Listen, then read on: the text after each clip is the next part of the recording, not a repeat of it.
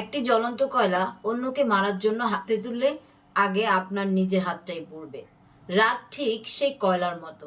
অন্যের ক্ষতি করার আগে এটি আপনার মানসিক শান্তি আর সম্পর্কগুলোকে জ্বালিয়ে ছাই করে দেয়। আপনি কি চান আপনার জীবনের রিমোট কন্ট্রোল অন্য কেউ টিপুক আর আপনি রাগের মাথায় নাচুন?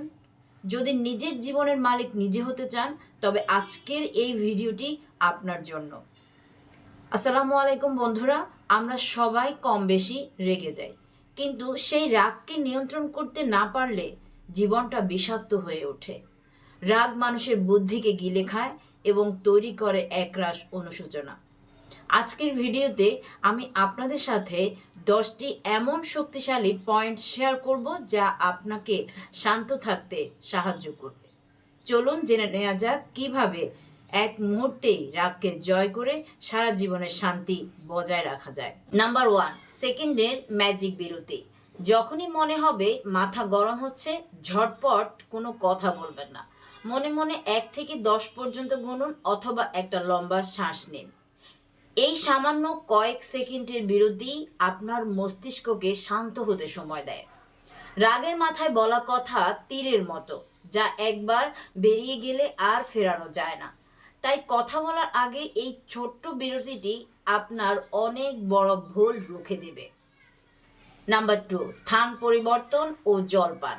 তর্ক শুরু হলেই সেই জায়গা থেকে দ্রুত সরে যাওয়ার চেষ্টা করুন। 1 গ্লাস ঠান্ডা জল ধীরে সুস্থে খেলে শরীরের তাপমাত্রা ও উত্তেজনা কমে। চোখের আড়াল হলে মনের রাগের তীব্রতাও দ্রুত নামতে শুরু করে। বাইরের খোলা বাতাসে একটু হাঁটলে মাথায় নতুন করে অক্সিজেন পৌঁছায়। জায়গা বদলানো মানে পালিয়ে যাওয়া নয়, বরং পরিস্থিতি সামলানোর একটি কৌশল। নাম্বার 3, প্রতিক্রিয়ার বদলে উত্তরের পরিকল্পনা। কেউ খারাপ ব্যবহার করলেই সাথে সাথে পাল্টা আঘাত করতে যাবেন না। মনে রাখবেন, প্রতিক্রিয়া করা সহজ, কিন্তু উত্তর দেওয়া কঠিন। শান্ত থেকে পরিস্থিতি বুঝলে আপনি আরও যৌক্তিক কথা বলতে পারবেন। পাল্টা গালি দেওয়া মানে আপনিও সামনের মানুষটির মতো নিচু স্তরে নেমে গেলেন।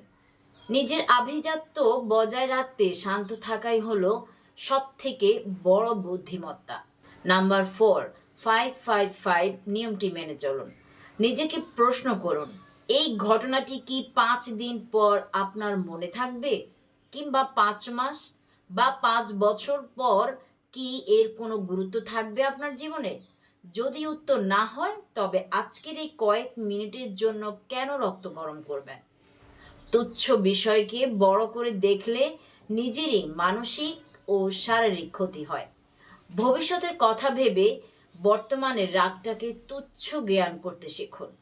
নাম্বার 5, অন্যের দৃষ্টিভঙ্গি থেকে দেখা। অনেক সময় মানুষ ইচ্ছাকৃত নয়, বরং নিজের কোনো সমস্যার কারণে খারাপ ব্যবহার করে।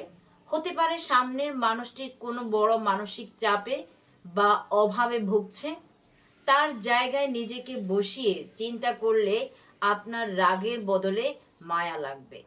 অন্যের আচরণ তার ব্যক্তিত্বের পরিচয় দেয়, আপনার গুণের কোনো বিচার করে না।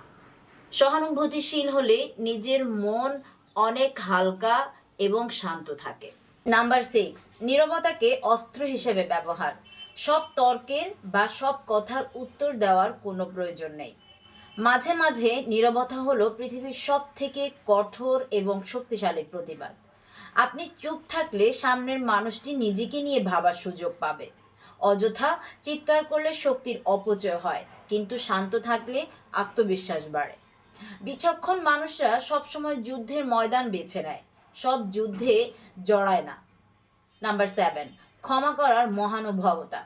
ক্ষমা করা মানে এই নয় যে আপনি অন্যের অন্যায়কে সমর্থন করছেন, বরং ক্ষমা হলো নিজেকে ওই বিষাক্ত চিন্তা থেকে চিরতরে মুক্তি দেওয়া।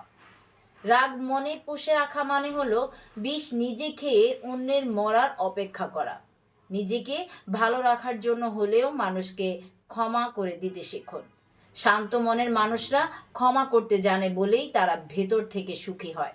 নাম্বার 8, রিমোট কন্ট্রোল নিজের হাতে রাখা। কেউ চাইলেই যেন আপনাকে রাগিয়ে দিতে না পারে, সেই নিয়ন্ত্রণ অর্জন করুন। আপনার মেজাজ যদি অন্যের আচরণের উপর নির্ভর করে তবে আপনি পরাধীন।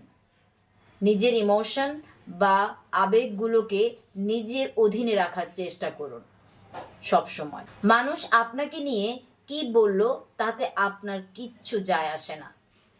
আপনি জানেন আপনি কে, তাই বাইরের কোনো ঝড়ে নিজেকে টলাতে দেবেন না। নাম্বার 9, নিয়মিত ধ্যান ও শরীরচর্চা। শান্ত থাকা একটি অভ্যাস যা প্রতিদিনের চর্চার মাধ্যমে অর্জন করা সম্ভব। প্রতিদিন সকালে অন্তত 10 মিনিট মেডিটেশন বা নিরিবিলি সময় কাটান। মন যখন ভেতর থেকে শক্তিশালী হয় তখন বাইরের অস্থিরতা আপনাকে ছোঁবে না। পর্যাপ্ত ঘুম এবং শরীরচর্চা মানুষের মেজাজ ফুরফুরে রাখতে সাহায্য করে। শারীরিক সুস্থতা মানসিক প্রশান্তির অন্যতম চাবিকাঠি হিসেবে কাজ করে। নাম্বার 10, ফলাফলের কথা চিন্তা করা। রাগের মাথায় কোনো সিদ্ধান্ত নেওয়ার আগে তার পরিণতির কথা ভাবুন। একটি ভুল কথা আপনার ক্যারিয়ার বা প্রিয় সম্পর্কটি চিরতরে নষ্ট করতে পারে। রেগে গিয়ে আপনি যা হারাবেন তা কি রাগ করে ফিরে পাওয়া সম্ভব? শান্ত থাকলে আপনি অনেক কঠিন সমস্যার সমাধান খুব সহজে করতে পারবেন। বুদ্ধিমানরা রাগের আগুনে পড়ে না, বরং ধৈর্যের জলে তা নিভিয়ে ফেলে।